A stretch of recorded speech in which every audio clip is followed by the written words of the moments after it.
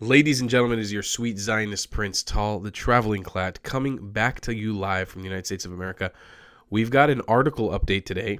We'll be looking at more of a news update on the current situation in Gaza. It seems like the IDF, and I first was put off to this by Preston Stewart, who does an incredible job on YouTube.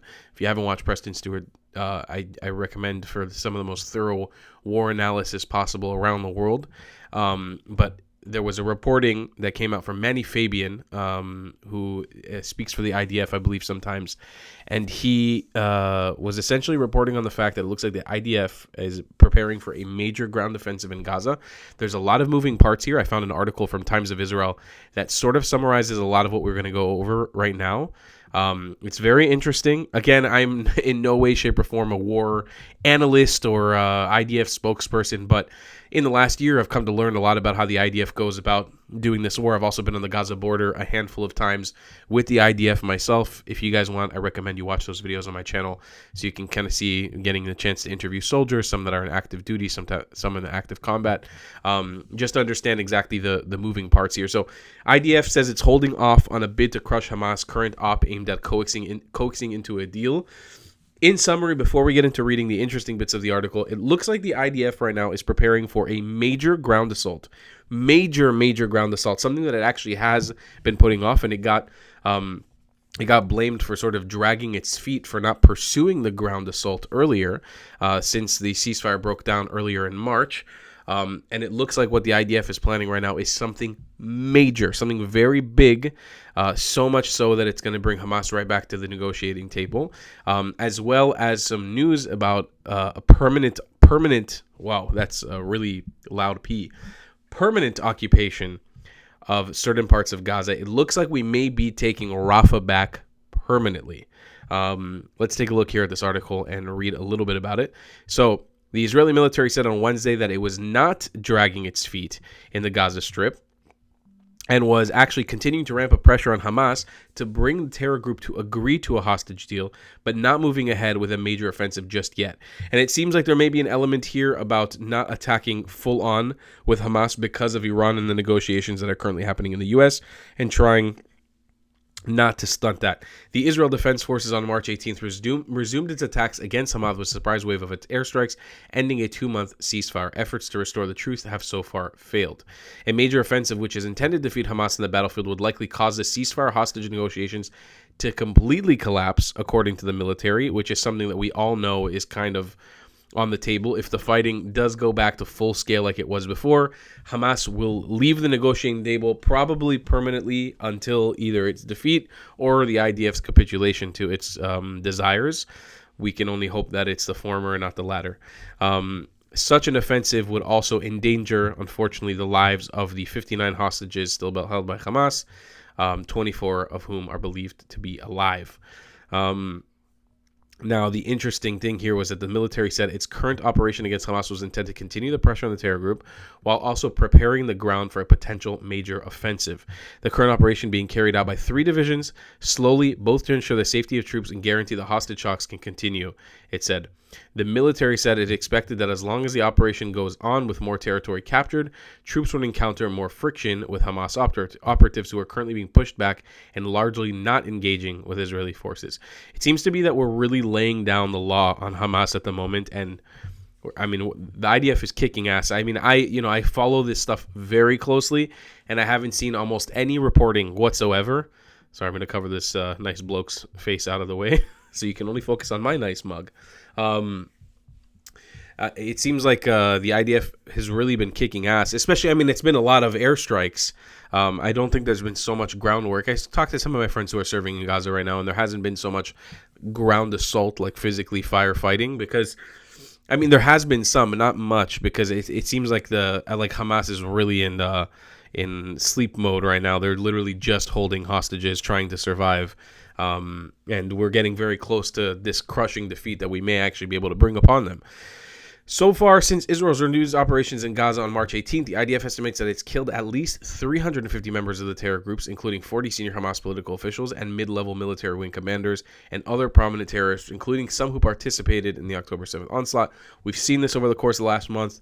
Many of the officials, this is something that Preston said in his video as well, many of these officials that were celebrating when the ceasefire was over as if it was some kind of victory, or sorry, when the ceasefire commenced as if it was some kind of victory that came out, the IDF tracked them and has been picking them off one by one slowly, and probably will continue to be doing that as long as we're doing an assault.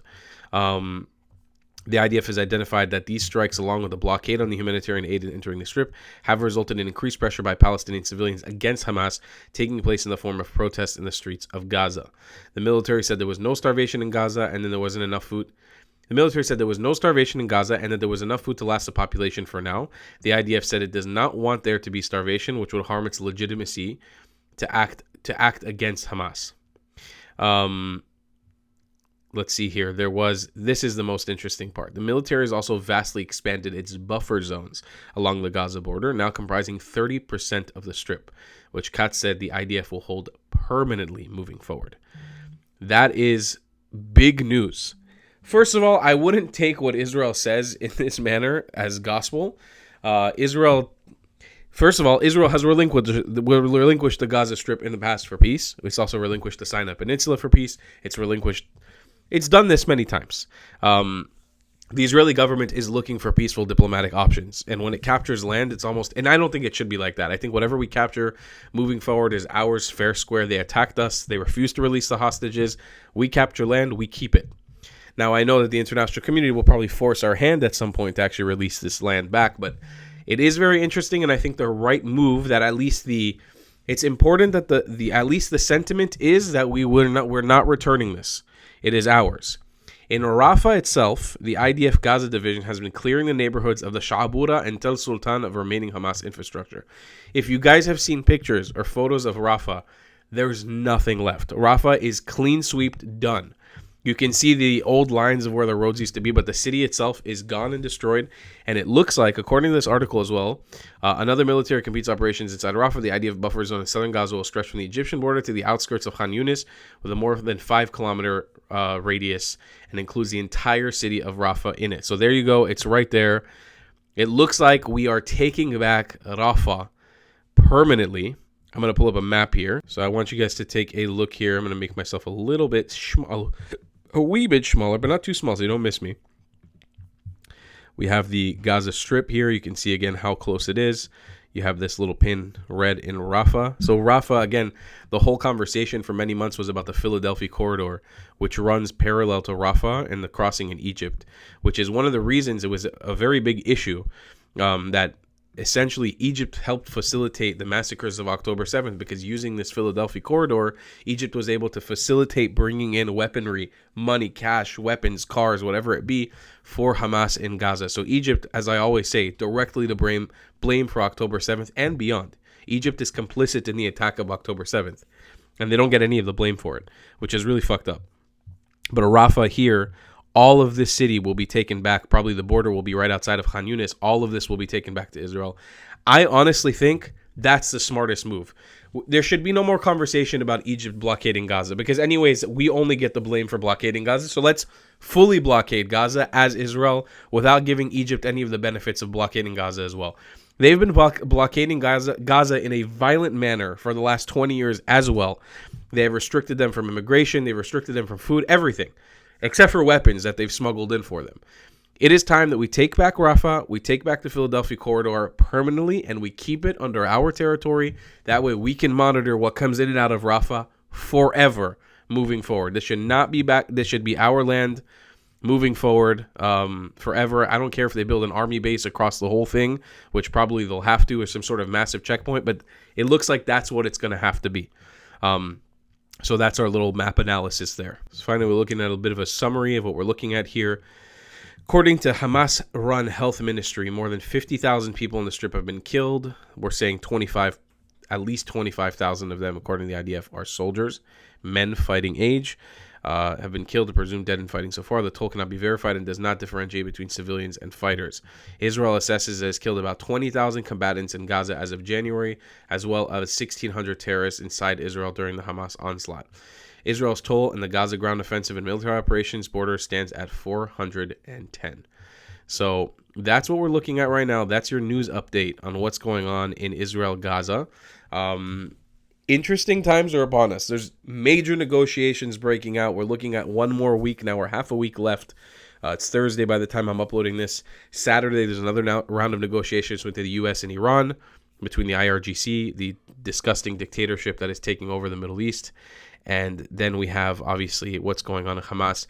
It is yet to be seen what is going to happen. We have no idea. But what I can tell you is, okay?